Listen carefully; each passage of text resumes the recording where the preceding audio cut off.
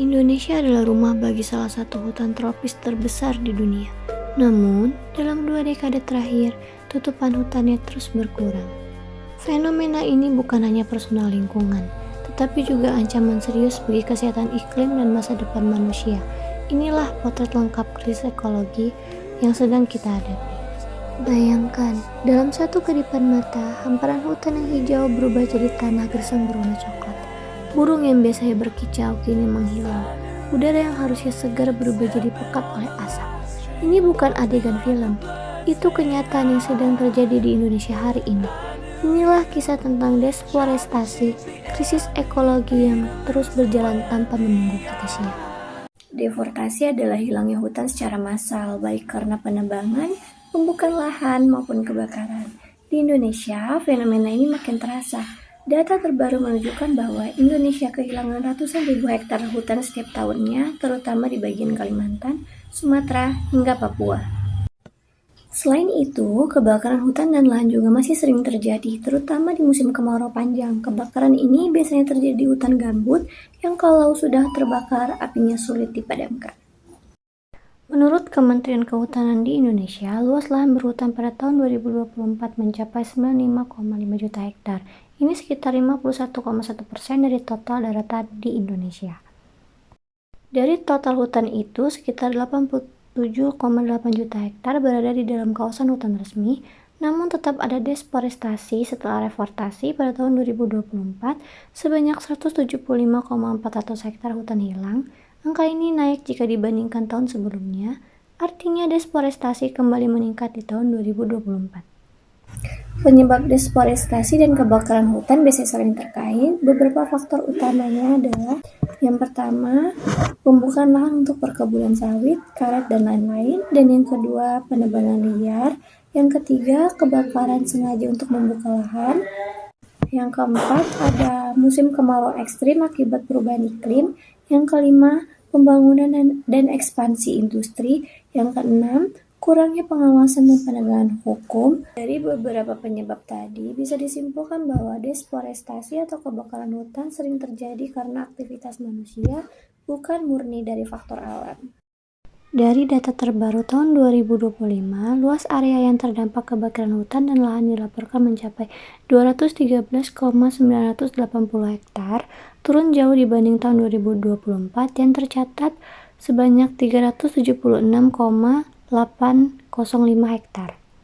Meskipun sudah ada penurunan tahun ini, kebakaran tetap menjadi penyebab signifikan kerusakan hutan dan harus diperhatikan serius.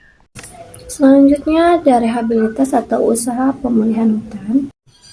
Untuk mengimbangi kerusakan di tahun 2024 juga dilakukan reforestasi atau rehabilitas dengan total area sebanyak 217,900 hektar dan sebanyak 71,800 hektar di dalam kawasan hutan, ditambah lagi 146,600 hektar di luar kawasan hutan. Tapi meskipun ada reforestasi, angka deforestasi masih menunjukkan kerugian hutan. Artinya, rehabilitas belum cukup untuk menggantikan hutan yang hilang.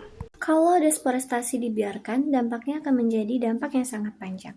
Seperti ada dampak bagi lingkungan. Yang pertama, hilangnya jutaan ton cabang karbon. Yang kedua, perubahan arah dan intensitas angin. Yang ketiga, kabut asap parah mengganggu kesehatan. Yang keempat, ekosistem rapuh dan satwa terancam punah. Yang kelima, tanah kehilangan nutrisi dan jadi mudah longsor. Selanjutnya, ada dampak bagi manusia. Yang pertama, gangguan pernapasan. Yang kedua, penurunan hasil pertanian. Yang ketiga, krisis air bersih. Yang keempat, kehilangan sumber mata pencarian bagi masyarakat yang bertani. Yang kelima, ada emisi karbon yang bikin pemanasan global semakin parah. Dan yang keenam, kerugian ekonomi termasuk pertanian, transportasi, dan pariwisata. Kalau terus dibiarkan, generasi berikutnya bakal menerima lingkungan yang jauh lebih rusak lagi. Dan walaupun masalahnya besar, bukan berarti kita nggak bisa ngapa-ngapain loh. Ada beberapa langkah sederhana yang bisa kita lakuin. Pertama, kurangi penggunaan kertas atau kayu yang nggak punya label ramah lingkungan. Yang kedua, pilih produk yang punya sertifikat daur ulang. Yang ketiga, dukung kampanye penanaman pohon. Yang keempat, ikut mengurangi pembakaran sampah dan limbah. Yang kelima, hemat energi biar emisi karbon turun. Yang keenam, ikut komunitas lingkungan di sekolah ataupun kampus. Krisis ini bukan terjadi jauh di sana, dia terjadi di sekitar kita. Di udara yang kita hirup, di iklim yang kita rasakan, di bumi tempat kita berdiri, hutan yang hilang tidak akan tumbuh kembali dalam semalam. Tetapi perubahan selalu dimulai dalam satu langkah kecil. Karena kalau bukan kita yang bergerak, siapa lagi? Dan kalau bukan sekarang, kapan lagi? Bumi hanya punya satu harapan, manusia yang mau peduli. Krisis deforestasi adalah tantangan besar yang mempengaruhi ekosistem, ekonomi, dan masa depan manusia.